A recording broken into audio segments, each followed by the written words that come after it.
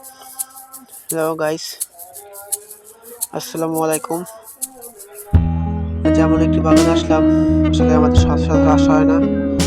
শুধু আপনাদের জন্যই আমার এই ভিডিওগুলো শুধু আপনাদের জন্যই করা হয়। জীবনের রিস্ক ও ঝুঁকি নিয়ে করা হয়। এত গহীন জঙ্গলে আমাদের আসা হয় না।